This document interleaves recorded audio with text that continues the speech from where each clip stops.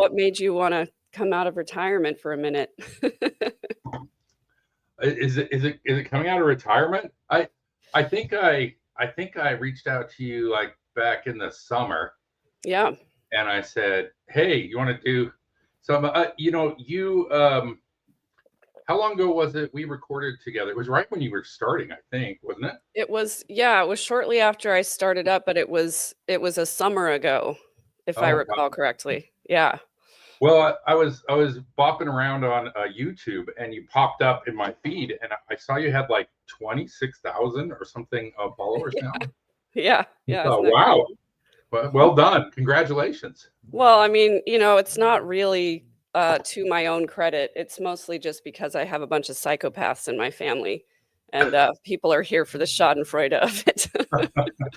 Well, I have to admit, and we can get into this a little bit more. Since I kind of retired, and I realize that retiring for me comes in stages, but I don't engage in podcasts or influencers very much anymore. Yeah. Not that I have anything against it, but I don't keep up at all with what's going on out there. Yeah. Really, with one exception, we can talk about. I kind of this summer took a deeper dive into the red pill world than Hmm. I wanted, because I was very curious about what motivates these guys. And so I did get some of that ick on me a little bit, but generally I don't. So what you been talking about? Is it? I'm in a rambly sort of way. So what do you record about? Well, I need to probably change the name of my podcast because, I started out with the midlife revolution wanting to help people make small changes, incremental changes that end up sort of revolutionizing the way that we live. And that's what you and I talked about last time. We talked about, the myth of the simple life and Mm, how, that that doesn't really exist. Um, and we did talk about what small changes you made that led you to where you were. And I found out very quickly, and John Lynn even told me this as a piece of advice when I started my podcast. He said people don't want to talk about healing. They mm, don't. They just don't. They want to talk about things that are sensational and horrible and what's wrong with the world. And what I quickly found is that I would talk about, my stupid cousin Lori Vallow, and I would get, 2 or 3,000 views in a day, and then I would talk about how important it is to value yourself enough to make the choice that's the best thing for yourself, and I would get like 100 or 200 views. So I sort of found a way to marry those two subjects together. I started talking about the unhealthy family dynamics that led to two of my cousins becoming psychopathic murderers. And so we, sort of went on that journey of getting justice for the kids and Charles and Tammy, while we talked about how not to get there yourself, how to have healthier relationships and all of that. So um, my podcast has definitely evolved into everything that's at the intersection of narcissism and uh, enmeshed family systems and true crime and missing people and pretty privilege, and why is it that white people get more news time than missing people of color and things like that. So it really just, I don't know, maybe I should have called it the evolution instead of the revolution. So what conclusions have you come to? You're dancing around in all this muck, and what have you um learned? I've first of all, I've learned that my instinct was really good, that I did not want to make my podcast an ex-Mormon podcast. I actually just started a new podcast with my friend Kirsten called Ex-Mormon Snark, and Yes. we get together on Monday nights live, and we do a family night with adult beverages, and we go through our Book of Mormon readers that we had when we were kids and talk about all the fucked up stuff we learned as Mormon kids. And that is the right place for that. It needs a separate place, and I love it. It's so much fun. But I've also learned that, kind of like you, I sort of look at the Mormon newscasts and all that stuff, and I'm like, I just don't want to talk about that stuff anymore. The only reason that I do talk about it is because children are still being harmed. And so, I don't know if you've seen the Architecture of Abuse podcast, but it's absolutely brilliant. It's Alyssa Grenfell and Tim Kosnoff, Tim is probably the most successful attorney, or I should say the attorney that has been the most successful at suing the Mormon church. Yeah. Everywhere but Utah, trying to get justice for sexual abuse victims. That was absolutely brilliant. And when I heard that podcast, I officially became anti-Mormon for the first time. I used to be not anti-Mormon, but just pro-truth, pro-transparency, pro-informed consent. And when I heard that podcast, I was like, nope, now I really am anti-Mormon because so many kids are being harmed. Yeah, it's all part of a journey. I think what people are looking for is catharsis, right? And there's what I always Freudenfrauden or whatever the word is, where there's a certain amount of pleasure we receive from seeing people suffer in ways we think were avoidable or are the consequence of their own action. So and another outlet for that is humor, right? But yeah, I realized way before I started the podcast, I was just arguing with people online that positive stuff isn't that interesting, right? It's like, let's say there's a subreddit dedicated to sunrises. Be like, what would they talk about? Wow, it was beautiful today. Yeah, did you see the colors? Oh, they were great. Oh, there were clouds this morning. Like you're going to exhaust it, even though we might enjoy sunrises more than we enjoy true crime. It just doesn't have any intellectual purchase, right? There's nothing to do there. Right. The news has gotten so bad on this front that it's hard to find actual news. Right.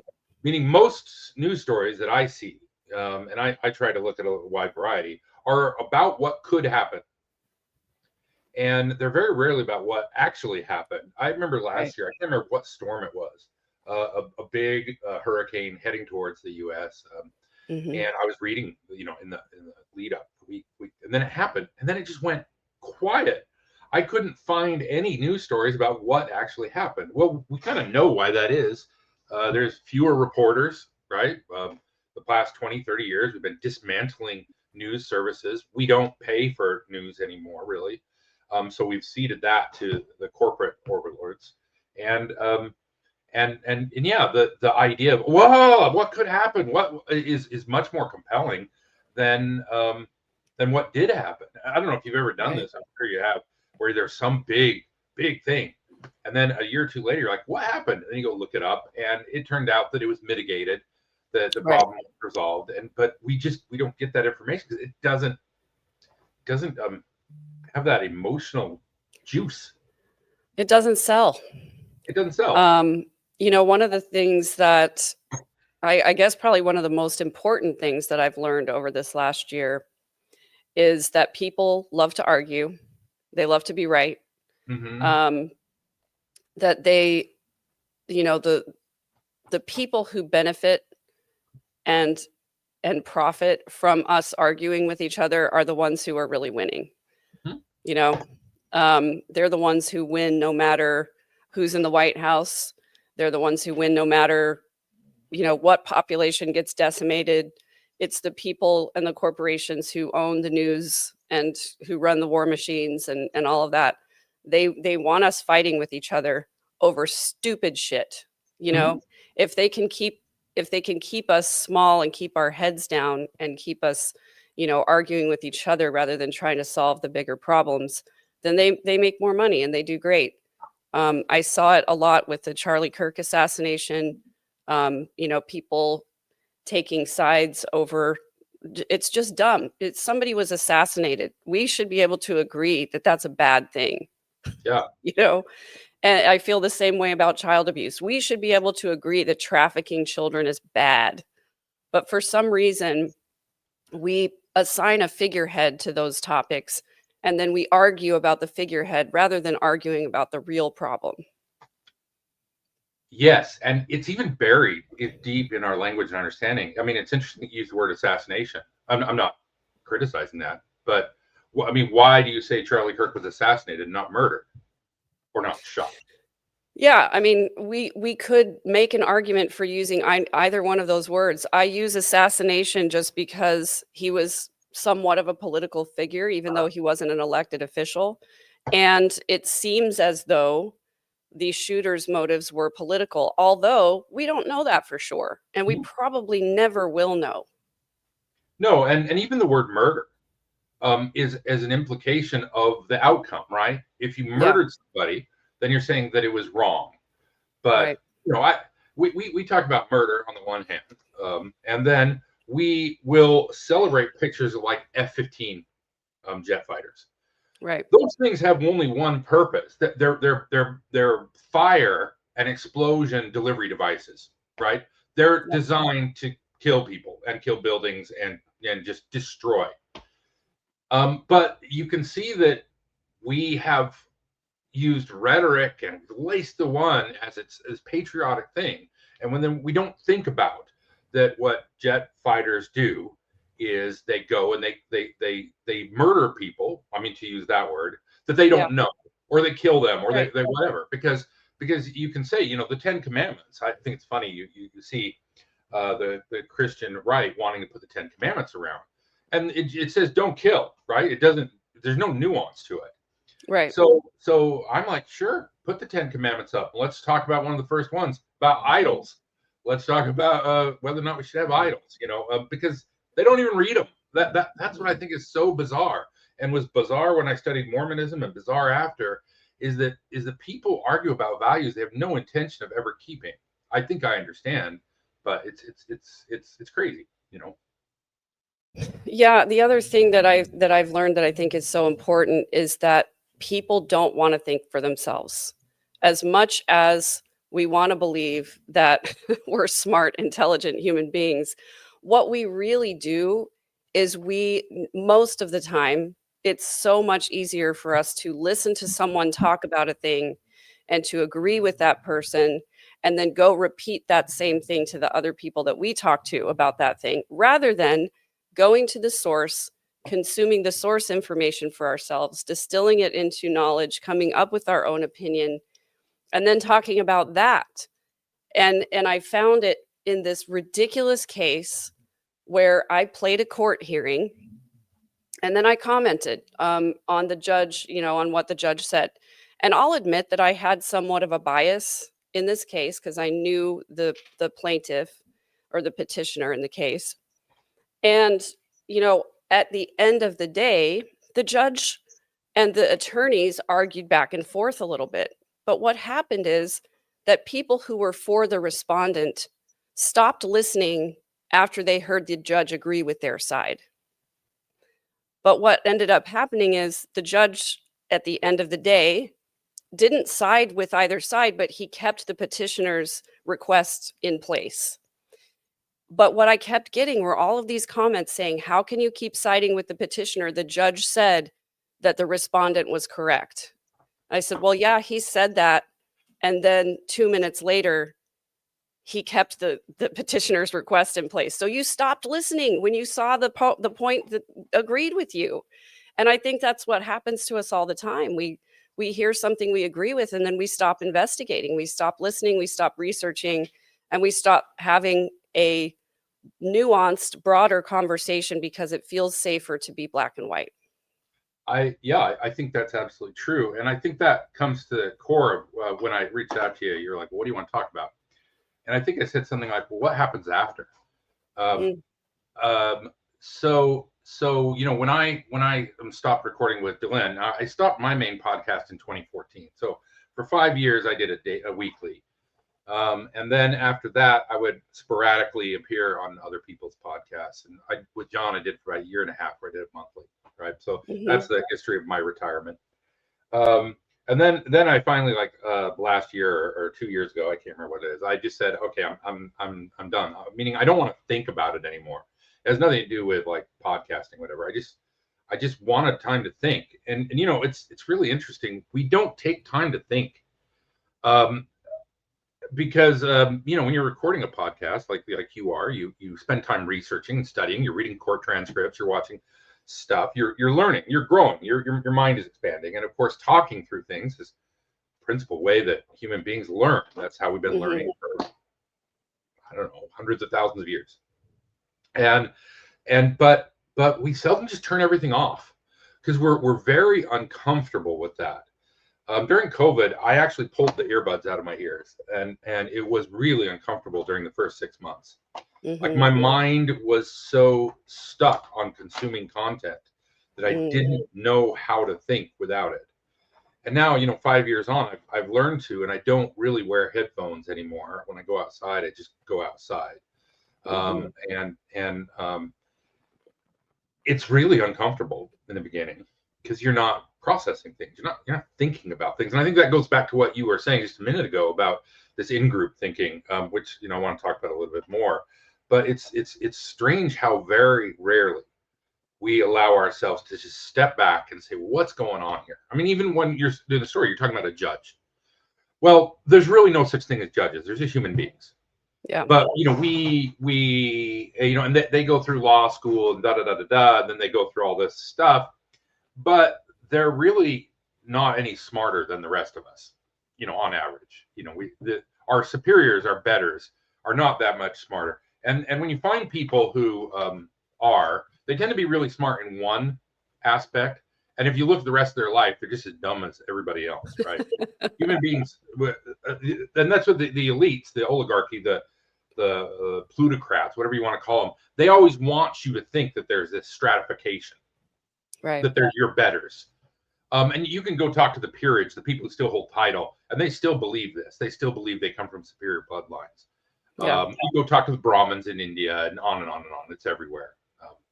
And I think it's everywhere is the key point. So let's talk a little bit more what happens after religion. And you know, when you were in a group, a very constructed thinking organization like the Mormon Church, because I think we have a flaw in that we keep making distinctions between, like, oh, this is political, this is religious, this is grandma's knitting circle, whatever. We want to think that they're different. We want to think that religion and politics, for example, are different. But, you know, I find the difficulty in working or talking to anybody today is that the political environment in the United States has divided up every issue. So when people are talking about politics, they're usually not talking about politics at all. If we talk about women's health, or we talk about how we should treat immigrants, or we talk about what we should do with our taxes, that's not politics. None of that is politics. Some of it is social theory. Some of it is monetary policy. And the fact that it's divided up into these neat circles. I heard something like 4 or 5 years ago that has stuck with me, and I think it is absolutely true. The guy said, if you want to understand American politics, you need to understand American football. And if you go to a football game, you know, because this would apply for soccer or anything else, but you have often 50, 60, 70,000 people gathering together, all in the same clothing, all participating in a vibe. And what the individual was saying, he's talking about people who think the election was stolen. But, you know, he was talking about if you talk to fans, like, I don't know, he threw a number out, like 30% of them at the end of the game, the losing team believes the winning team cheated. And they believe that the refs were biased towards them. And they also will overlook the fouls or the mistakes of their team. And they'll laser focus in on the ones of the other team. The problem with politics these days is it's become football. It's become identity. And that's why when people point out, how can liberals say they're for free speech and free expression, but then go into the universities and say you can't say this, you can't say this, you can't say this, and eliminate tenured professors because they're not towing the line? How can people on the right, you know, How can they not see that what they're doing is the same thing, it just in reverse? And the answer is because that's who we are. For most of our existence, for human beings, most of our genetic evolutionary existence, we spend our time in tribes. And even smaller than that, when you look at tribal cultures, they spend their time actually in bands.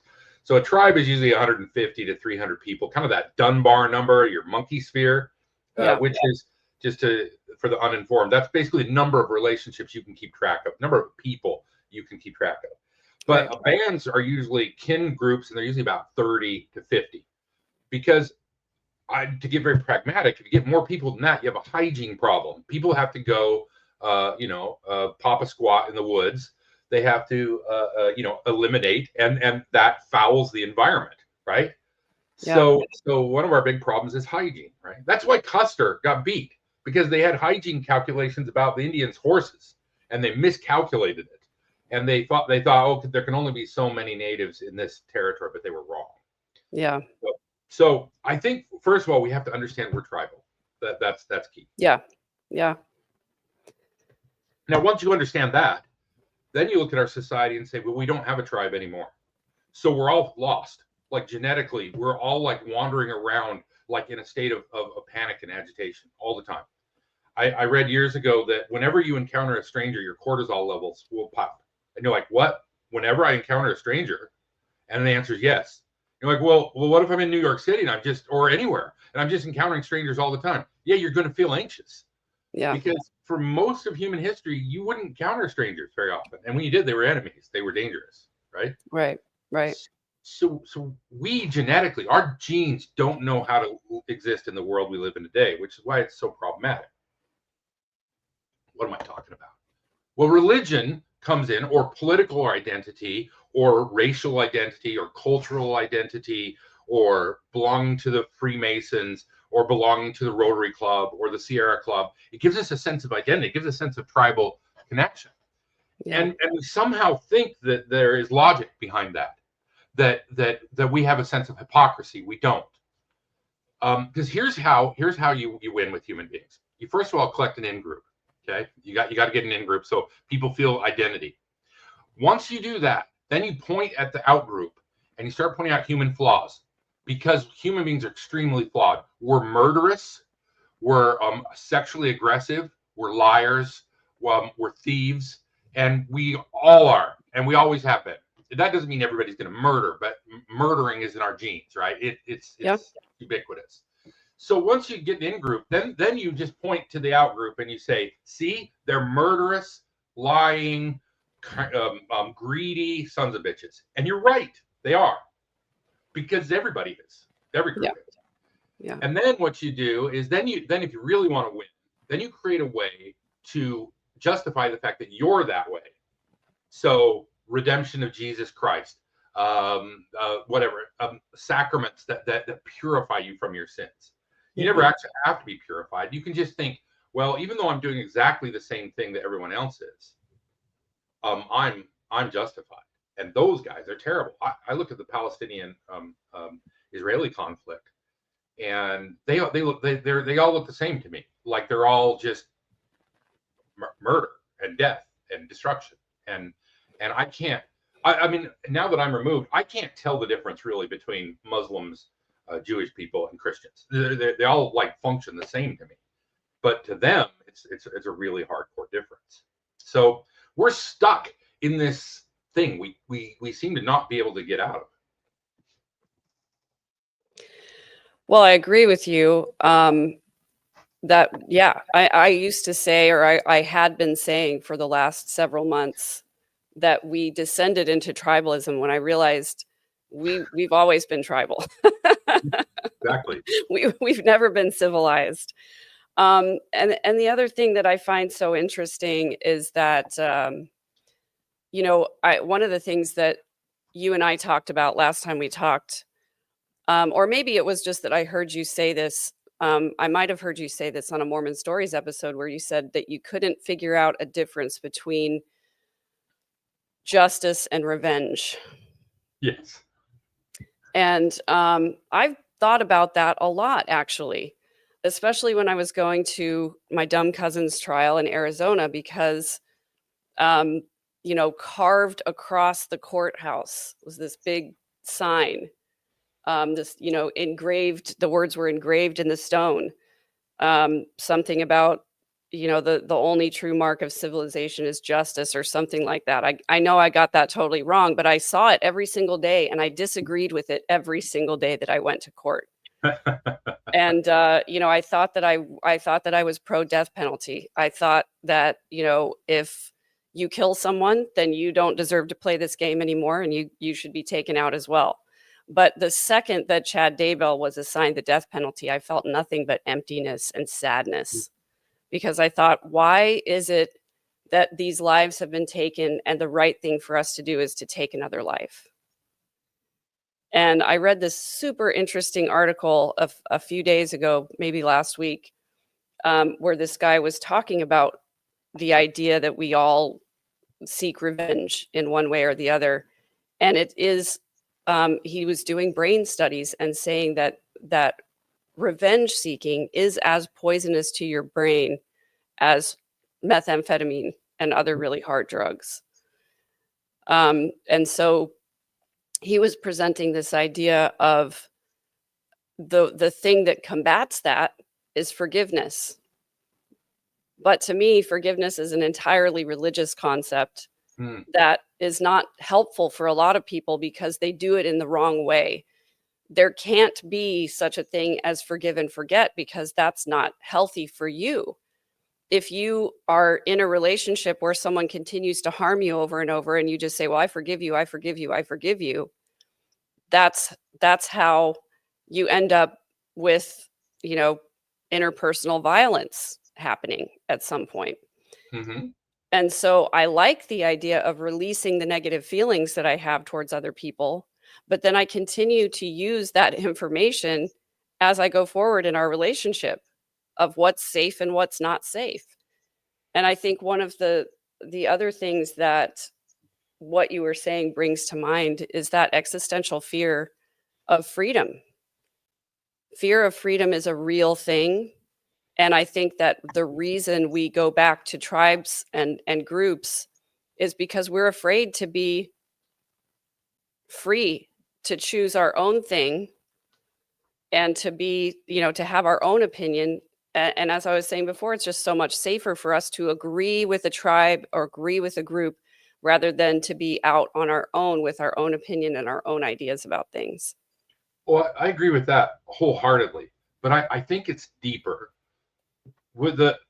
We cannot genetically on this planet survive on our own. Human beings can't survive on their own. A tiger can, get nursed by its mother and then go wander off in the jungle, and it can survive on its own. Yeah. And a lot of species can, but there are species that are collective. Cows need each other.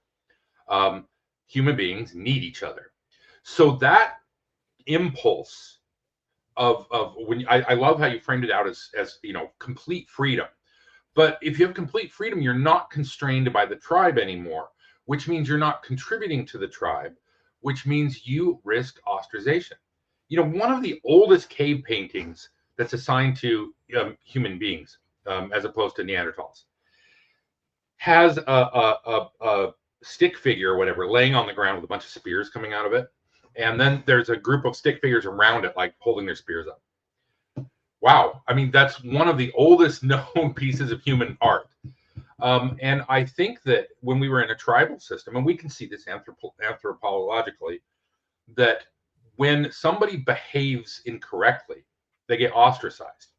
If there was a man in the tribe, because men have a problem with sexual aggression, and we understand why males are sexually aggressive. That's a genetic sort of evolutionary thing. Mm-hmm. But in the past, if a man stepped out, then the other men would just beat the shit out of him or kill him. And since we don't have that now we have to rely on institutions for that. Once you have an institution in place, it can be subverted. It can be hijacked, and then they become weaker and weaker and weaker because we find and exploit the holes in them. But yeah, I think we have an innate sense of justice, and it has to do with that tribal cohesion, that we needed each other. And what we don't want freeloaders, nor do we want people who take too much. And we tend to trim around them. But the age old, the chieftain of the tribe learned very early in our evolutionary patterns that you hoard and then give, and then if you reward and you can take a certain number of members of the tribe, then you can control the tribe. And then if you can take over another tribe, you get more and more and more power, the more people you have underneath you. But unfortunately, the individual, I think, starts to suffer more and more, because that power, which manifests as violence or whatever, it becomes something we have to deal with all the time. Yeah, I agree. Okay, When you were go. So when you were talking about, just taking your headphones out and sitting with yourself, I think that our inability to get along in a group has a lot to do with our inability to sit with our own faults and flaws. And the quiet that you're talking about, when you're not consuming anything, the only thing that you have is your own thoughts and your own dysfunction to deal with. And I think it was Carl Jung that said that everything that irritates us about other people are the things that we hate about ourselves. You can see it, especially in the political arena in the world, and of any time or place. The people who get to be the most powerful are the most fearful, because they know what they did to get there. Like, you don't rise to the top of anything by playing by the fair play rules. Yes. And it's you can point out the way kings, they were on a raised days or whatever. I read, so I don't always pronounce words correctly. So they were above everybody else. They're looking down. They would have their back to the wall. They would make individuals who approach them kneel. I mean, all of these things are not only just exhibitions of power, but they make sure that you can't harm them, because they've harmed a lot of people, and they know that you can break the rules and kill. So they're very paranoid about that. And so I don't know. What do you do with all this information? I think I have a few answers, but I mean, first of all, you have to understand that it's not them. I mean, that's the point I'm trying to make. We look and say, oh, MAGA, or all the liberals, or this or that. That's a false dichotomy. It's not them. The problem is not them. The problem is not immigrants. The problem is not Palestinians. The problem is not the Muslims. The problem is not brown people. The problem is not women. The problem is not men. The problem is not leadership. The problem is deeper. It's us. It's all of us. It's in our genetics. I think that's key to understand. Yes, I absolutely agree with that. So that's kind of one of the things that I've talked about, the theme that I realized when I went through my own healing from my own traumatic past, is that I can't help anybody until I solve this problem here first. And it's been my own journey to say, okay, where am I behaving dysfunctionally? If something is wrong in my relationship, whether it's with my significant other or with my children, where am I behaving dysfunctionally in that relationship? How can I do better? Because it's not about the fact that my teenage daughter won't listen to me. It's the fact that I'm not communicating effectively. And she's a teenage daughter. Like, again, she has a genetic imperative. She has an alarm bell going off in her head saying it's time for you to go away from your parents and go find your own mate. So she's being given behavioral cues that manifest as disagreement between the two of you. Right. And what's funny about that is it's not you and it's not her. It's just right. You were talking before about revenge and forgiveness and things. I realized, it took me a long time to realize this, because I had a big problem with the concept of forgiveness. And I think I've got recordings out there where I bag on it. But the problem is, we think about forgiveness as something we bestow on people. And it's not. Forgiveness is completely about us. Like, Mhm. are you going to carry around that desire, that vengefulness? Because I think it's in our genetics. Like you pointed out, it does weigh us down. I've seen study after study after study, read books, read articles. The people who seek revenge find it hollow. They find it doesn't fix the problem. Um, and that those who stand up in court and say, I forgive the killer of my child, and we're like, what? How can you do that? But what we're not recognizing is being mad at somebody doesn't hurt them. It's the old saying, what we're always drinking poison to try to poison other people, and that's where I think for forgiveness, and of course religion gets it all wonky. It's about, are you going to carry that? Are you going to carry that burden? And realizing you can't psychologically or metaphysically harm anybody with your thoughts. It just doesn't work. It's not real. Yeah, the old adage of, drinking poison and expecting someone else to die. Um, you know, we it is entirely about us. I remember watching some videos with, Dr. Ramani Durvasula. She's the kind of the narcissist expert on YouTube, and, she was doing an interview with Lewis Howes when he asked her, "How do you forgive the narcissist for doing that to your life?" And she says, "Maybe you don't." And, she got about a lot of blowback for that, but I think it depends on how you define forgiveness, Mhm. because, as you're saying, that the revenge aspect of it comes out hollow, and carrying around that weight with you of wanting the other person to suffer. And this is what I found interesting about that article about revenge. It said specifically that revenge was wanting someone else to suffer and wanting them to know that it's because of what they did to you. Mhm. That's how specific that feeling of revenge is. And so if forgiveness means that you, again, just you release the negative emotions that you have related to that person or the event that happened. Um, if you get into the religion of it, of course, like you said, it kind of messes everything up, because the Bible, it says forgive them 70 times 7. Okay, so 490 times I'm supposed to allow someone to abuse me, and then on the 491st time, then I can go and seek justice. And the whole forgive and forget concept. Well, if you forget what they did to you, then you're putting yourself in danger or at risk to be harmed again. So I agree with you, coming back to the idea that it's about us. It has nothing to do with the other person. Mhm. It's 100% to do with, can we forgive ourselves for being just like the person that harmed us? Well, I think that's I agree with you. And I think there's two things going on here. One is our own internal state, our own internal state of well-being. And so carrying that stuff harms us. We can see that. That's clear. But also, there are people out there who will harm you. And I find it fascinating. We different studies show different things, but if you take like sociopathy, which basically are people who don't have empathy, meaning they can harm you and it doesn't trigger them the way it does people who are more empathetic, right? We have a genetic resistance to doing unfair things, and I think goes back to that we had to maintain ourselves in a tribe. But I think that statistically, like 1 out of 20 human beings is a sociopath. And so, whoa, that's a lot, right? It Um, is. That is a lot. so they're among us. Well, why are they among us?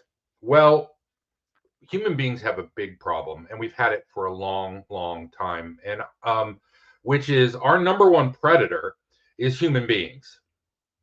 So you can watch like a mongoose and a cobra are in this battle, going back and forth, or insects versus birds. The insects, that, so they have to hide themselves from birds. They can over time, evolution makes them less tasty, or then the more brightly color they are, the more poisonous they are to birds, right? Because then they're like, see me, don't eat me. And then Yeah. there's the others that try to hide. And anyway, but what happens when your predator is your same species? Well, what happens is what has happened to us. We don't have small wars. We've been engaged in one war for tens of thousands of years, and it just moves around the globe. And because human beings, because of the things we've talked about so far, are dangerous. Another group, if you have a group that identifies as a group that you're not part of, you are at risk. You are in danger, my friend. So I think there's two things going on there. There's how do we achieve a more inner peaceful state, but also how do we protect ourselves from the folks who are going to harm us. Now, why did I go on that jag about war? Because that has been an evolutionary driver for human beings. Every generation, we take all of our young men and we send them off to war, and we take all the cowards and we put a bullet in their head, right? So we kill them. We kill them all off. And then the people who are not the stone cold killers, they die. So for generation after generation, we have been selecting men in particular to be violent and to be aggressive and to be willing to use violence and aggression to get what they want. And then we're like, why are men so violent? Well, we've been breeding them to be violent for a long time because we have to protect ourselves from the other violent men. Now, if you breed animals, you'll know that it's really almost impossible to put a trait into one gender and not the other, right? You can't breed rabbits so that all the males are black furred and all the females are white furred, because they just swap their DNA back and forth. We have 23 genomic pairs, human beings, and 22 of them are shared identically between men and women. And then of the 23rd pair, the X chromosome is shared identically between men and women. And then men have this little teeny tiny scrubby Y chromosome, and women have two X chromosomes. Men and women really aren't that much different from each other. And human beings aren't that much different. The reason I say is we get involved in all these wars, but we're very identical. So the two things going on are inner peace and also protecting ourselves from the others. I find myself at this stage in my life withdrawing a lot from groups and participation. We can talk about that a little bit more. But when the world is chaos, stop participating in the world, sort of thing is my take. But if we recognize that sociopaths are that way because it's in our genetic code, then we don't blame them for being so. We still have to deal with them. Dogs will bite because they're genetically inclined to bite. So we train them. And we have to train men to behave better. We have to train women to behave better. We have to train children. It's just the realization that we have to control these things. So we have to keep ourselves safe. That's true. Yeah. There's murderers among us. Right. Yeah. I mean, yeah. We don't have any choice but to protect ourselves. But at the same time, we are less able to protect ourselves in healthy ways when we haven't achieved that inner peace for ourselves. And it's calling it inner peace feels like not enough, but really it is as simple as that. But it's also very complicated, because what is inner peace and how do you achieve it is as individual as we each are.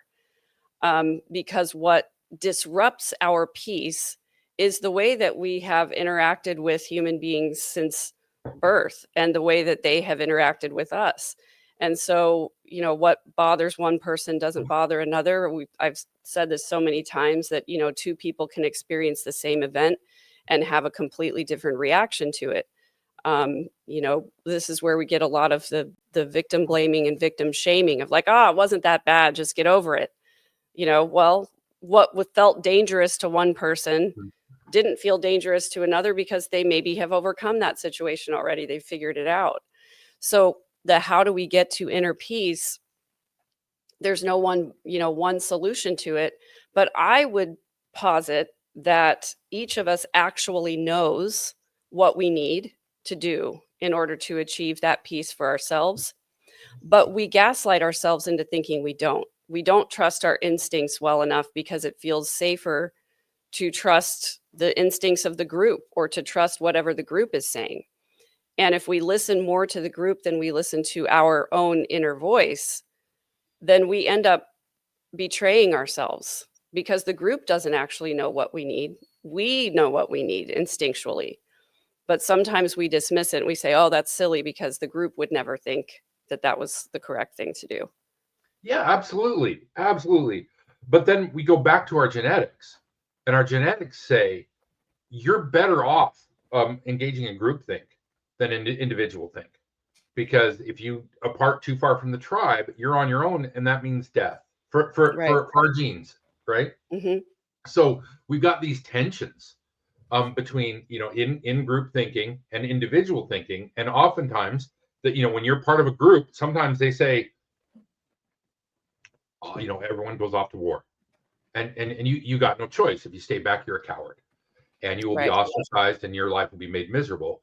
So we can see these things happen quite a bit. I've even from the time I was very young, I was very interested in religion, and maybe that's part of what got me out of Mormonism. But I've read a lot. I've come to the conclusion there's only two religions in this world. The first one, and it manifests all over in different ways, but the first one is basically about supreme selfishness. It says, hey, if you do these things, you'll get everything. You'll get 72 virgins. You'll get the celestial kingdom. You'll have your own planets. You'll get to be in the presence of God. You'll have no more pain, no more suffering, joy forever. You'll have the riches of everything. If you do this thing, prosperity will come to you. You will be blessed by God. He'll give you 1,000 cows and 10 wives and blah, blah, blah. So it's the ultimate selfishness. You need to do what God wants. And the way you find out what God wants, you listen to us. We'll tell you. And you pay us money and you do whatever, and we will deliver you your wildest dreams. Now, it's probably not going to come in this lifetime. So you need to be a good slave and, say your prayers and pay your tithing. And then, oh my God, it's coming and it's going to be so great. That's religion number one. Religion number two says, oh my God, this world is fucked up. You just need to chill out and quit playing the game. So, the religions of the book are very selfish oriented. I think things like Confucianism tends to be more selfish oriented, where things like Taoism or Stoicism or Buddhism, and even, Jesus himself was more of the second category. I'm still very atheistic, but I really like Jesus. I always have. Now I hate Paul. I think you can see in the New Testament the problem of the religion is you have gurus and mystics like Jesus who set this thing up and say, you know what, render unto Caesar what is Caesar. You can't win playing Caesar's game. That's what he's saying. This coin, this monetary system, this is not of God. This is flawed, right? Pay attention to those. He hung out with sex workers and with the people who were marginalized, right? But then Paul comes along and just fucks everything up. And that. Well, I'm gonna interrupt you for just a second, and I'm probably gonna cut this out. But it really surprises me to hear you say that you like Jesus, because I saw something not 3 days ago where you were calling Jesus a dick. Yeah, it tracks. Like Jesus was a human being, right? Yeah, So yeah. he had human being tendencies. I don't see the man as God. And also a lot of the things he was teaching, you can find other rabbinical teachings from around the time, of course, around the globe. We have these mystics who come up who tell us these truths over and over and over again. And of course, identifying Jesus as God is part of that in-group thing. It's like, oh, well, we follow Jesus and we're special because he's God. So he's given a special dispensation. And now I have my own individual relationship with God. So my sins are washed clean. And this is why, you watch porn stars wearing crosses and you're like, tell them, or soldier, every war after Constantine, there's been a priest right there next to the warlord blessing everything they do. And that goes for the East, West, everywhere. There's always a religious person saying this war is justified, right? So, well, what do we do with all this? I think we do need to turn from our selfish tendencies. I think that is a genetic marker that needs to be checked, because we look and see we don't have an off switch. What the latest package for Tesla, the shareholders, if Elon Musk gets his things, they're going to pay him $1 trillion. Now, I'm not really going to pay him $1 trillion. That's in stock options and blah blah blah blah blah. But why? Like what's the point? Well, the point is we don't have an off switch. I've known people who are worth 7 figures, 6 figures, 8 figures, 9 figures. I don't know that I've ever met a billionaire. And they all will say the same thing. I just need a little bit more. Because we can't stop. There's not a genetic off switch because we spent most of our evolutionary history in periods of want, in facing famine every season. And the type of accumulation of resources we have now was not possible for most of our history. So I obviously, but you can tell from my rhetoric, fall to more the second religious type, saying you can't win this system. You can't create justice. You can't stop human beings from killing each other.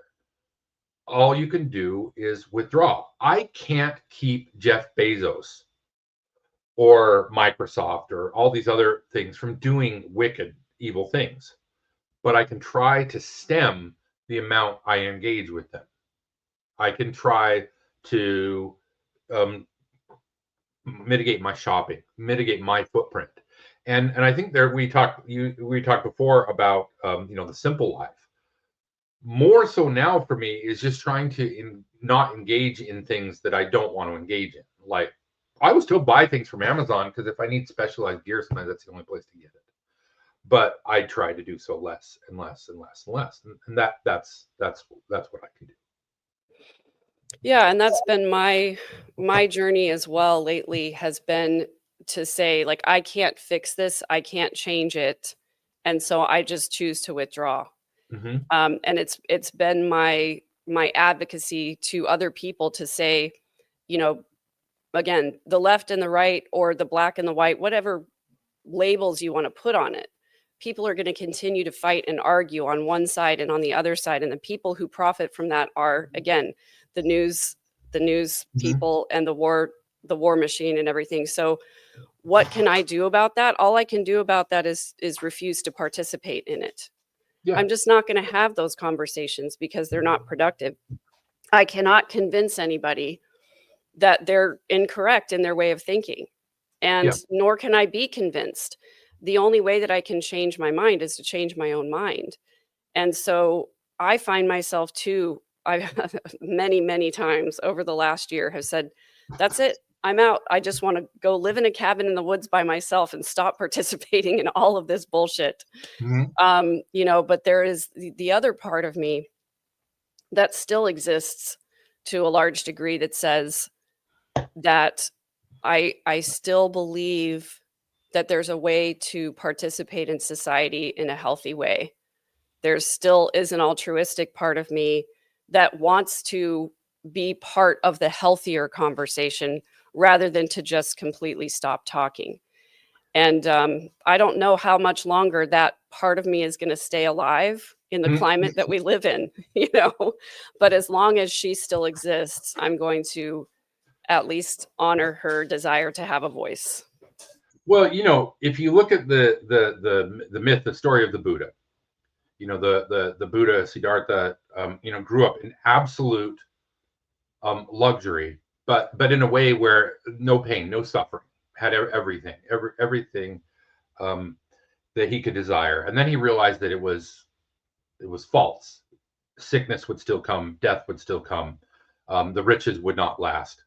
So he became an ascetic, right? He went to the other extreme, and he went and studied with the gurus and practiced deprivation and a complete withdrawal from society, and a complete withdrawal from anything. He just went completely inward, and he didn't reach enlightenment in the myth until he gave up on that other thing, which the Buddhists and the Buddha talk about the middle way. The first thing that happened after Buddha was enlightened is he went and drank some milk that he got from a milkmaid. So he was around a young woman, and he was drinking like an animal product like dairy, right?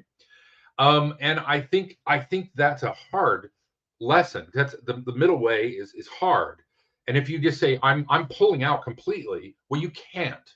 Human beings don't work that way. We're hyper dependent on each other, more so than we want to ever acknowledge. But we can slowly start steering things, and then we can really start examining our bias, which is sort of the next thing I want to talk about. Because as I started thinking a lot about, like, well, Mormonism and ex-Mormonism, and then the broader thing, I came to a very important question that's been kind of bugging me for a while. So when something happens, when you're in a cult like setting, and again, when I use the word cult, we're talking about a particular mindset, a group mindset, and I think the political groups, religious groups, that they're exactly the same. There's no difference between them. I don't make a distinction. Yeah. What happens is something finally jars you enough that you say, now wait a minute, and then you're willing to engage.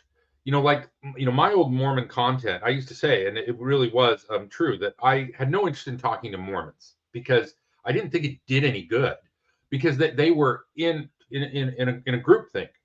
Now again, we're all susceptible to that, so I'm not insulting Mormons when I say they're engaged in groupthink. And then whatever for some people it's immediate epiphany. For some people it's a build up. For some people it comes from cognitive dissonance. Now remember, I hear cognitive dissonance used incorrectly about 75% of the time.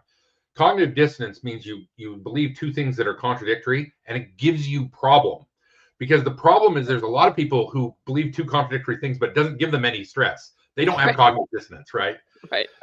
So you can point out and you can project cognitive dissonance onto Mormons, for example, but a lot of them don't have it. They're perfectly fine moving from position to position that are contradictory. So once that happens, we start using the toolkit that we have learned to dismantle this group thinking, logic, reason, looking for contradiction, looking for hypocrisy, looking for lies, looking for internal self-dealing, looking for duplicity, looking for people to hide things, to dissemble, to all this kind of stuff. And what happens when people they have the break, and then they will engage these tools, and that's oftentimes the ex-Mormon community, is people learning to engage critical thinking skills. Okay. But what I found fascinating is that after people would do that and dismantle their core belief, like Mormonism, they would stop almost universally. 99.99% of people stop right there. When the logical thing to do is to say, wow, I wonder what other cults I'm in. And, I found it that oftentimes I would receive criticism from conservative leaning people who were ex-Mormons whenever I would talk about things that they believe fell into the domain of political, right? So, if we talk about like socialism versus capitalism, that's economic. To me, it's not political. Right. Just because a political party has claimed one thing doesn't mean that.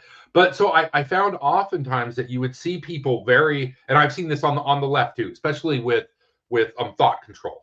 And saying, hey, these thoughts, these words, these actions are out of bounds. That they would learn this skill set to free themselves from groupthink, and they would apply it to this one thing, and then they would just not move anymore. And I've been contemplating that for a long time. Like, why? Why do we not just keep going? And I think the answer is because it's fucking frightening. Yes. Because almost everything that you believe, my dear human being, is groupthink. It's almost all potentially wrong. If I ask people to prove to me that the dinosaurs went extinct 65 million years ago, most people can't.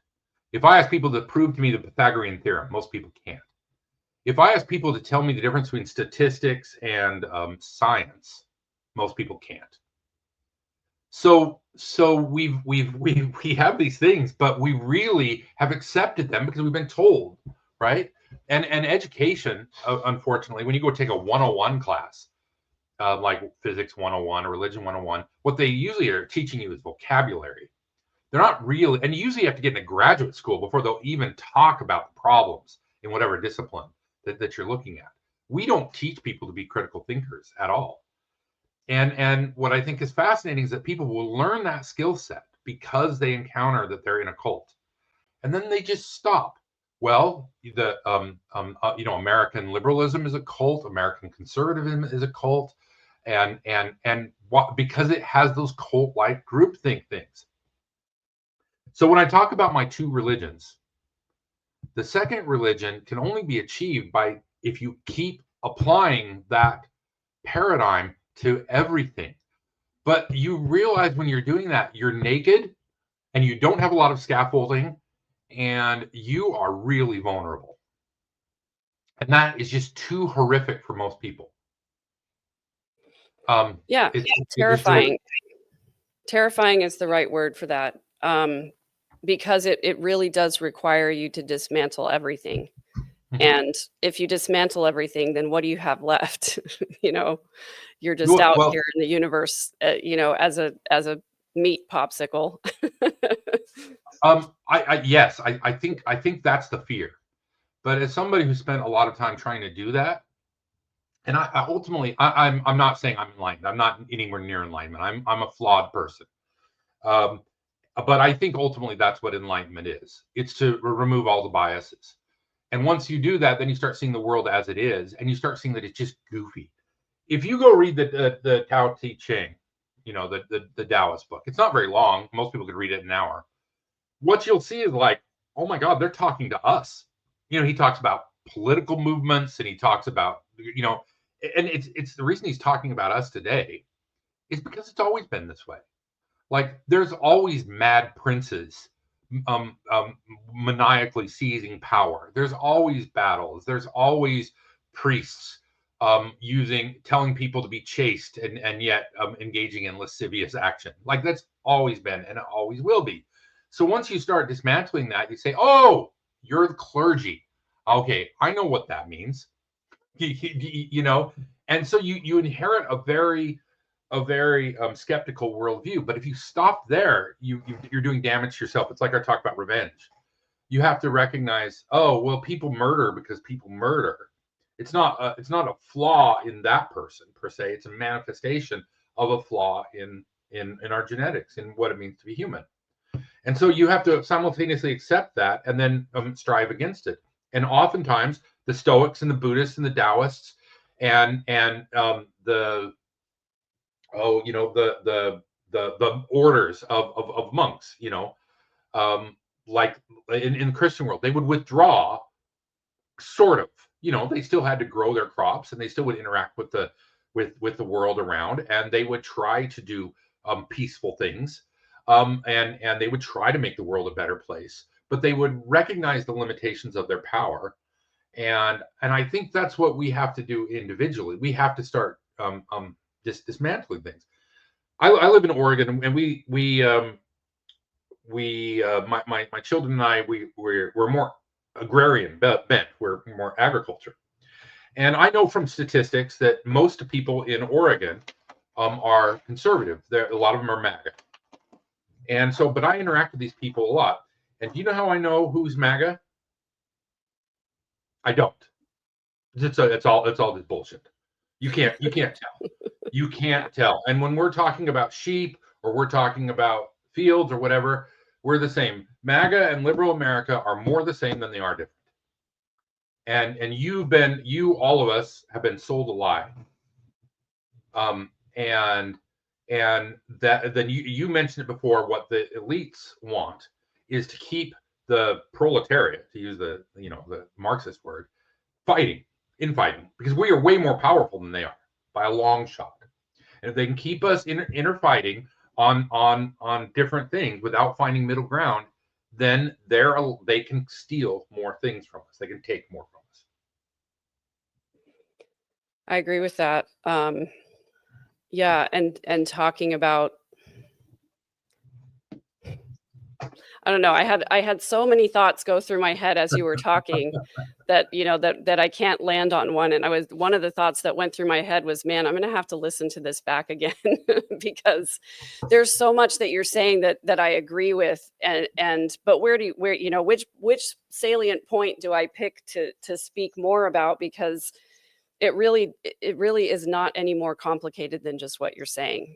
But the problem is, I think that a lot of us, we continue to keep these biases, and that's really where I think the main issue is, that we can't admit our biases.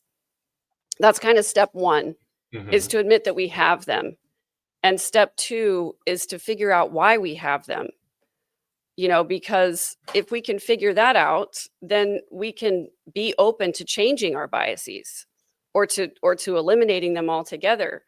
But one of the reasons that we have biases is out of self-preservation. Hmm. Because if we get to the point where we recognize too much of our wrongs, well, then we hate ourselves. And then where are we? Then we have to rebuild ego from that point.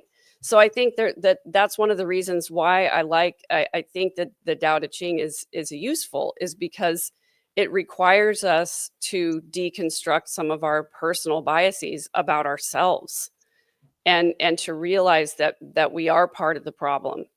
And then where do we go from there? If we're part of the problem and we're really just as flawed as everybody else.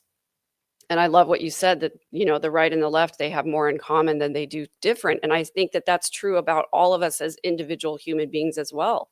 Not just the ideologies that we adopt, but we are all the same. We are all made from the same genetic material. We're made from the same particles of stardust as everyone else. And I use this example all the time, and people, crawl all over me for it. But I would argue that almost every single society and culture in the world has a different way of making chicken.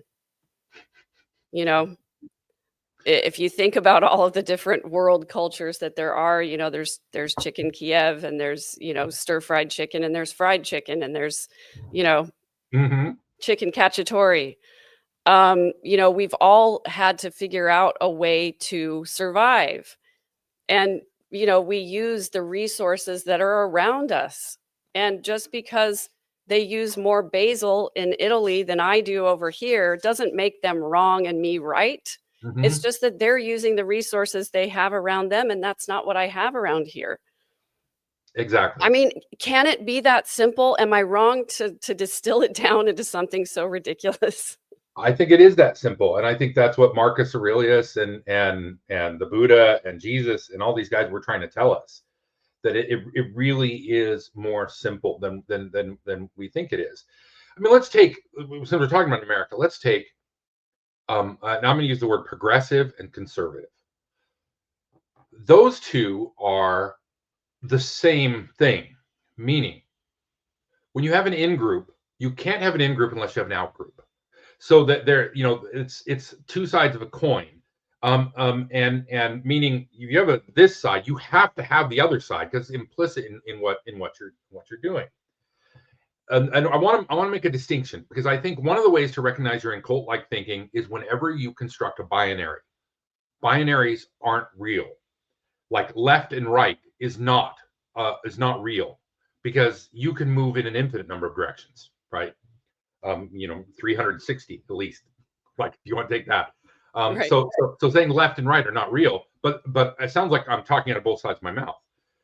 When we have a culture, and we have what's going on right now today, we can look and say we need to advance, be progressive. And the reason I put my little air quotes there is because all advancements are not necessarily advancements, because they're almost always theoretical.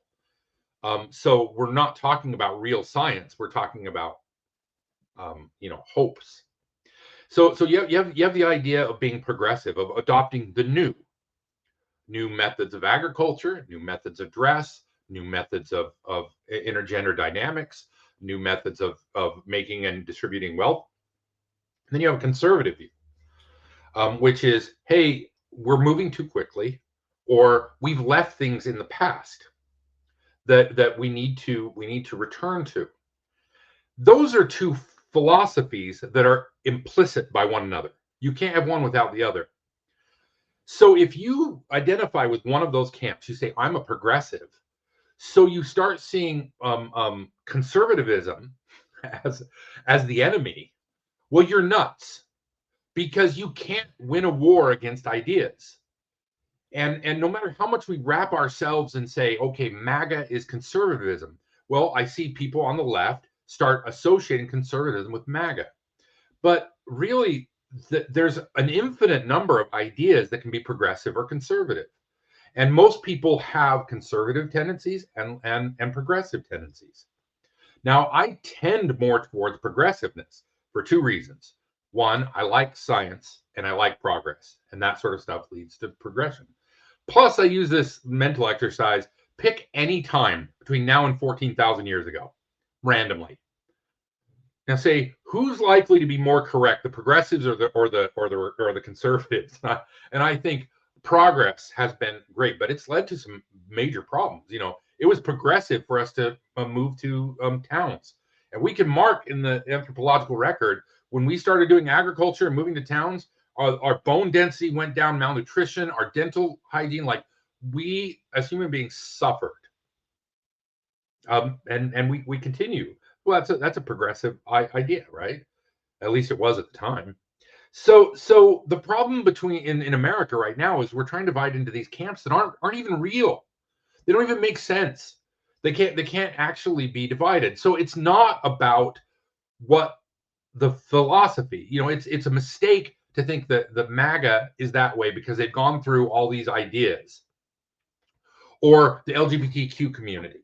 That it's identity. It's around who your in group is, and if like there's people right now who want a Christo, let's not even call it fascist. They want to move Christianity in and become a Christian society. They want it to be part of the government. That's been the case for a lot of our human history. And what happens when you do it? Well, immediately the Christians break up and start fighting. If suddenly America was a Christian state, the Catholics and the Protestants would be at each other's throats again. And because you can't win this war, because this war is a war of identity and thought, and you can't beat a thought, you can't beat a philosophy. And that's where we're all mistaken in this war. It's not real. It's completely false. Are the consequences of it real? Absolutely. Are people suffering? Absolutely. But MAGA is not real. It's not a real distinction. It's not a real group of people. Antifa is not real. It's not a real distinction. Even though people might identify themselves as Antifa or people might identify themselves as MAGA, it's just a construction that's in the wind. 30 years ago, people will probably not even remember what MAGA was. Well, I agree that it's, it's this ideological thing that doesn't really exist. It really is as real as a t-shirt or a hat. Mm-hmm. It doesn't really mean anything. And I agree with your idea too, that, if we did bring Christianity completely into the government and decide to be, okay, we're going to be a Christian nation, well, then we're already doing it. We're already fighting about which Christian sect is correct. We're already fighting about which is the right way to worship and who is the real Jesus. And we all define that for ourselves in our own way. And we fight with the people who disagree with us on it. And I just say that as a collective we, because I don't anymore, but but I know that there are, groups who worship Jesus as divine are going to argue about who he really was and what he really believed in. Mm-hmm. And they're going to, I hate that I'm agreeing with this person who I find to be toxic, but they said that we all construct the Jesus that we want, and we make that Jesus who we want him to be. And I realized that when I was coming out of Mormonism, that I didn't believe in the God of the Bible. What I believed in was a God who knew my name and who cared about me as an individual person and who would forgive me for my flaws if I worshiped him in the correct way. But that's not what the Bible says that God is at all. The God of the Bible, if you believe every single thing that is in the Bible, God's an asshole. He's a terrible parent, and he's not an entity worth worshiping if you believe literally in everything that God did in the Bible. It's a very unpopular opinion. People will come at me for saying that. But I constructed a very different God because that's the God I wanted. That's the God I needed. Yeah. And when I came out of Mormonism, I very quickly took the next step and continued to go and deconstructed everything and got all the way down to nihilism, where I just thought, this is all pointless. What are we even doing here? But the beauty of that, of getting all the way down to nothing, is that I then got to choose what I value for myself and construct it for myself, rather than allowing someone else to hand it to me and to tell me. Because even though it was harder work than just adopting a new religion, which is what a lot of people coming out of religion, they adopt a new religion, which sometimes can be no religion. It doesn't have to be a sect. Sometimes people go into no religion as their new religion. For sure. But it's because it is like so much easier to just give your critical thinking skills up to the next guru that comes along, rather than to really thoughtfully consider every single thing. And people in Mormonism talk about their shelf breaking, and what most of them do is they just walk out of the room where the shelf was and they close the door and they never go back there again. And instead what I did was I examined all of the pieces of glass that were on the floor. And I went, is there anything here worth saving still? Right. And I threw away everything else. And then, I decided I didn't want a shelf anymore. And so when things come up that truly are a bias or a cognitive dissonance for me, where I believe two things that contradict each other, instead of putting it on the shelf and saying, I'll figure that out later, I stick it on the table right in front of me. And I'm like, I'm going to look at this for a really long time and I'm going to figure it out right now. Now I might have 5 or 10 things on the table that I'm considering. And I some of them I never will figure out. But for me, the point is that I'm never going to stop that process of examining those things, because I don't want to ever again be in a position where I just mindlessly get in with the groupthink and start living my entire life that way. Because the beauty for me about coming out of religion is that I get to choose it. I get to choose what my life looks like and what I value and what I spend my time on. Yeah, I think that's right. And I've jokingly, but not so much, pointed out that especially when they first leave the church, there's no real difference between ex-Mormons and Mormons. And I'm talking at a deep, fundamental, sort of philosophical view. Now that changes, but when people first leave the church, they're still ingrained with a Mormon approach. So Mormons will say something like, "The church is true," and then ex-Mormons will say, "The church is not true." But the entire construction is absurd. There's no true churches. That doesn't mean anything. It's completely devoid of any meaning. And it oftentimes takes people years to even arrive at that position, if they do. Most of the mail I've gotten, email over the years, that is anywhere near criticism. Most people don't bother, sending me critical stuff. Also, they do that they do that more with women, because I don't know, society wants to control women. But most of the negative stuff I get is from Christians who are upset because they see me as an ally, but they don't like the fact that I apply the same standard to their belief. And they will sometimes, if depending on how punchy I'm feeling, we can go round and round for years. Why they keep coming at me, and I just keep saying, well, I don't accept your premise. Like, why do you not believe in God? And I say, define God. And that now we're in the mud, because they can't, and they won't, and they don't know how, and they don't understand that, and they don't understand what I'm asking, and they don't understand why I'm asking that. I mean, even the construction you have about, well, if you don't have this externalized meaning, then you're a nihilist. Well, that's a construction too, because yesterday it starts to get muddy here when it rains, and I have a big chicken run. So I went down to the feed store and got some straw, got a couple bales of straw, just threw it around in the chicken run. Oh my God, the chickens love that. They're so happy just like digging in that straw. As a matter of fact, I don't even spread it out. I just throw the bales out there, and then they'll do it. They just dig through Yeah. it, dig through it, dig through it. What's the meaning of the life of a chicken? I don't know, but that straw gave them joy, or at least my projected thing of. So, isn't that enough? Like the chickens like to scratch in straw and say, okay, well, what do people like to do? They like to eat, they like to fornicate, they like to, whatever. Okay, do it. Just don't do harm. Right. Just take that as your principle. Just okay, I can do whatever I want. Anything goes. Don't do harm to myself or to others. Well, that's a pretty big rub. But I would say if you follow that life philosophy, you won't find yourself with lack of meaning. Because we get joy from our genetic disposition to help others. Like being a good member of the tribe makes us feel good. Being sated makes us feel good. Now the Buddha will say, well, careful of that one, because satiation is a myth and you can't get to it. And the Buddha's right on that. Because Yeah. if you try to achieve happiness through sex, well, that lasts for a few hours or days, and then you need it again. If you try to find happiness through food, that lasts for a few days, then you need it again, and on and on. And then you find yourself, if you try to eat enough food that you're sated, then you'll have problems. If you try to have enough sex that you're sated, you'll have problems. And so that's this middle way of saying, I don't have to give everything up, but I need to be respectful. Like I don't have to necessarily be a vegetarian, but I need to be aware of what I'm engaging in when I eat meat.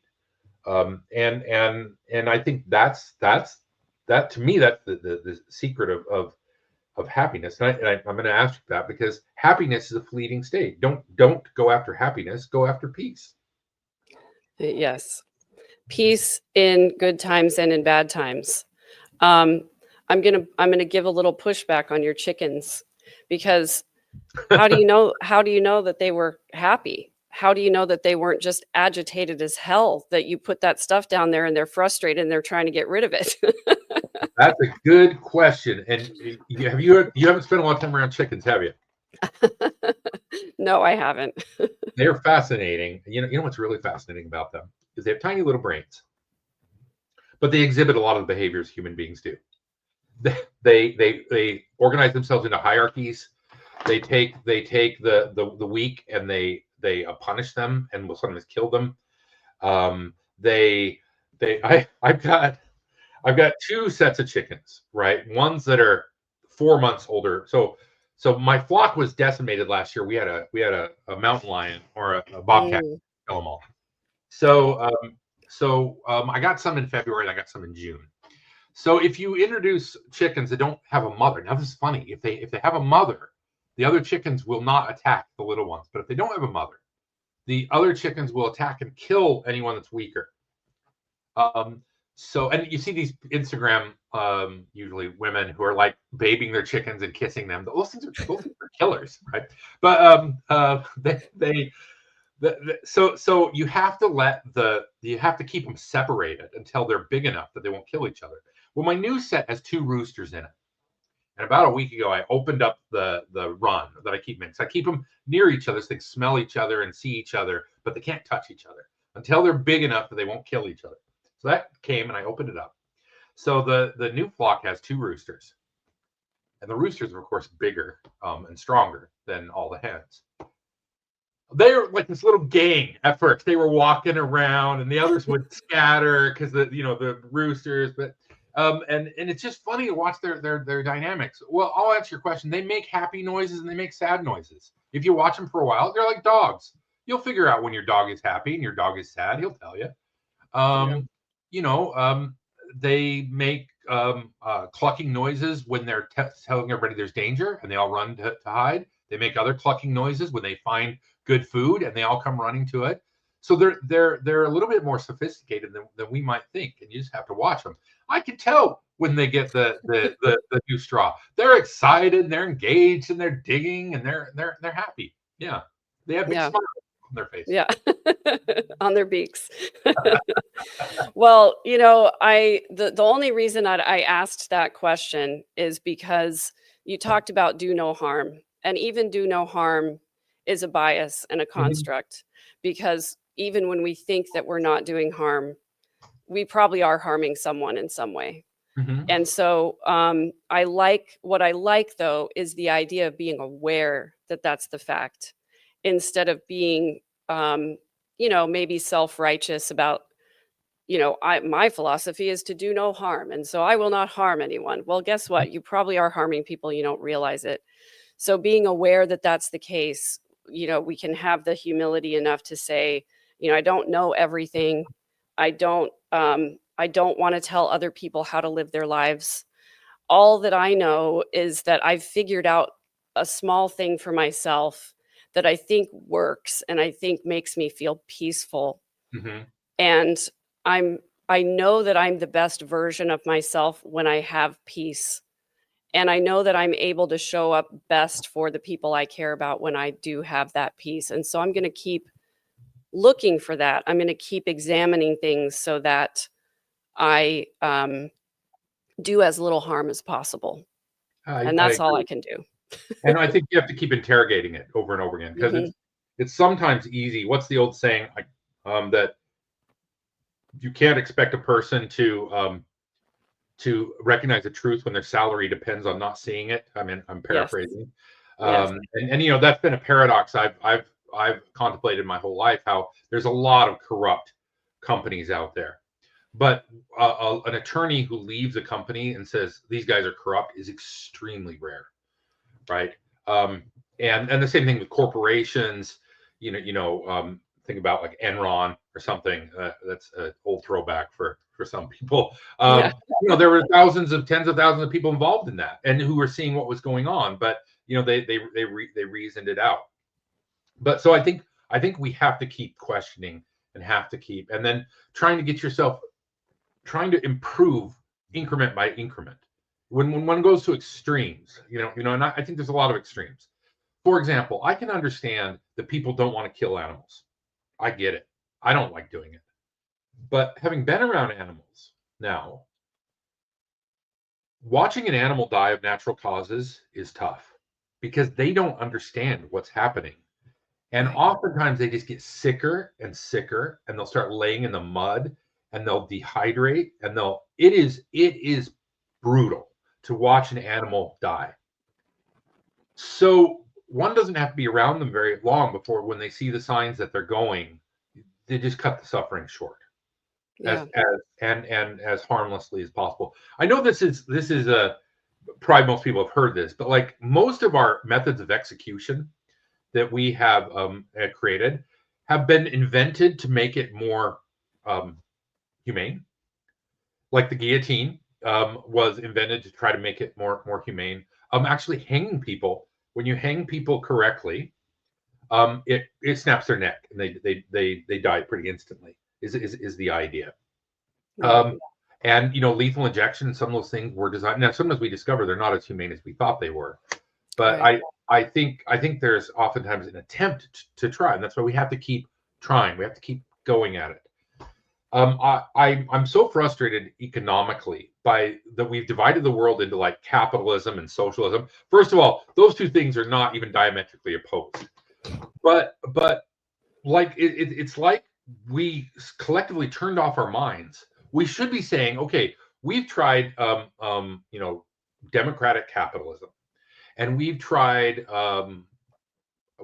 socialism, we've tried communism, we've tried all these different systems, and none of them have worked. So let's keep trying. Instead, we're tribal. We say, oh, look at the problems the socialists have. Look at the problems the communists have. So we're going to keep our set of problems, rather than saying, hey, can we just keep going? I don't think we've invented every economic system that could possibly benefit human beings.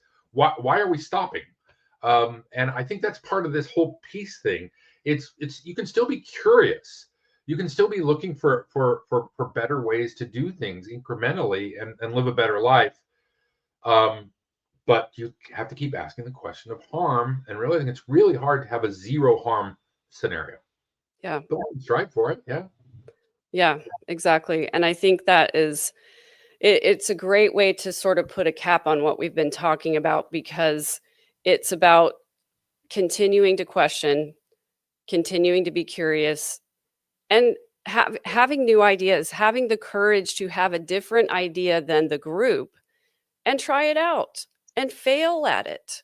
Hmm. Because that's the only way that we ever really get better as a species or even as a human being, is to have a new idea and to try it, even though it's scary as hell to try a new thing. Hmm. But why is failure so bad?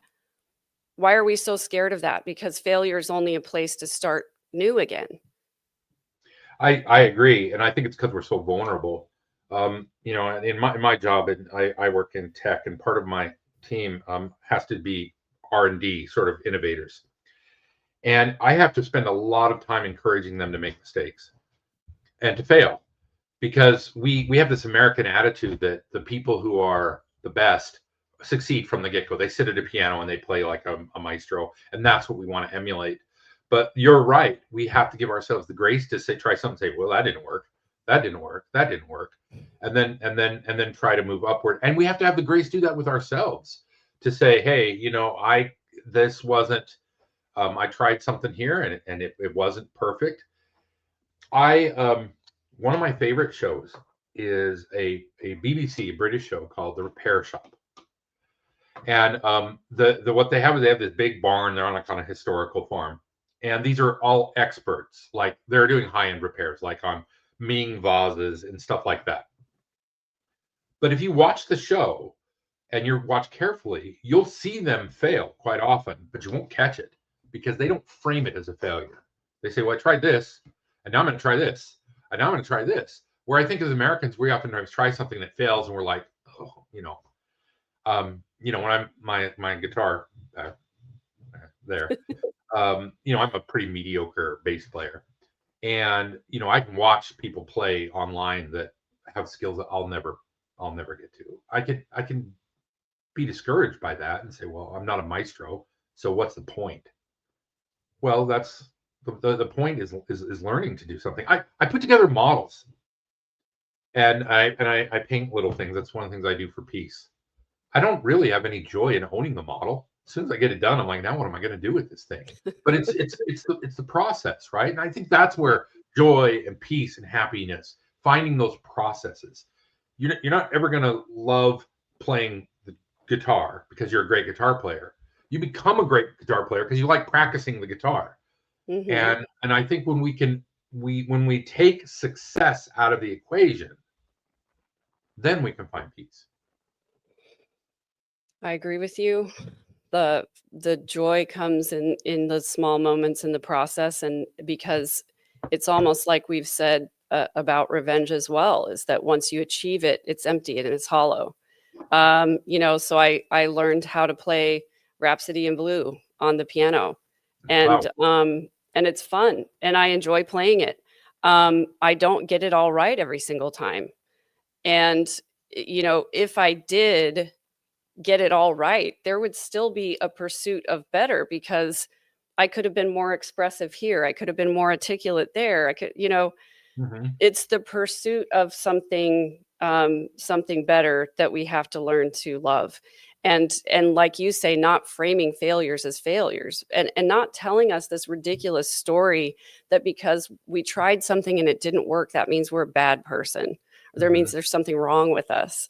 We have to let go of that story. We have to say, well, I tried something and it didn't work, and now I'm going to try something else. And it doesn't mean anything about the kind of person that I am, except that trying something else means I'm continuing to do it. I'm still going. I'm still searching. I'm Hmm. still curious. I think that's where you and I both are. Yeah.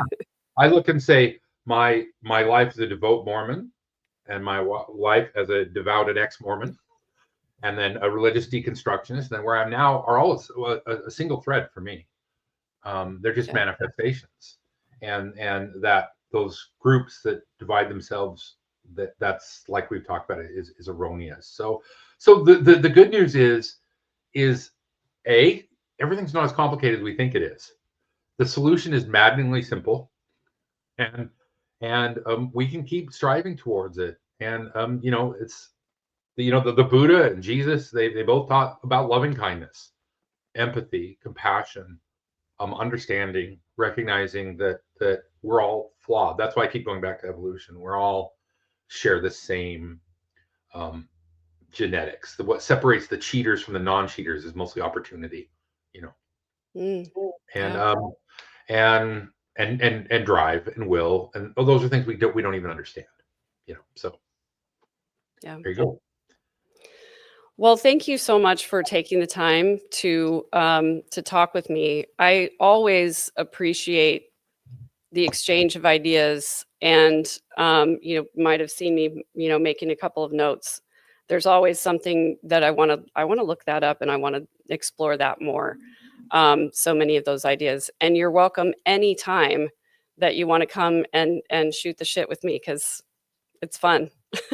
Well, thanks. I think you've done a great job, and I really enjoy the perspective you bring, and I think we need more people who, rather than being caught up in a partisan fight, are saying, "Wait, what's going on here altogether?" You know.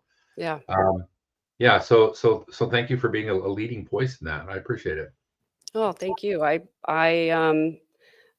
always say I don't know everything, and I don't even really know that much about one single thing. I always say, like, I'm not a licensed mental health professional. I'm just an expert in my own trauma. Hmm. And if speaking about my journey and my process can help spark an idea in someone else about what they can do and the next step they can take, then that's a victory to me. But at the end of the day, I talk because it helps me, and I hope it helps other people too. For sure. Well, thank you again for the discussion, and Yeah. yeah, keep doing God's work. Yeah. You too. Enjoy those chickens. Thanks.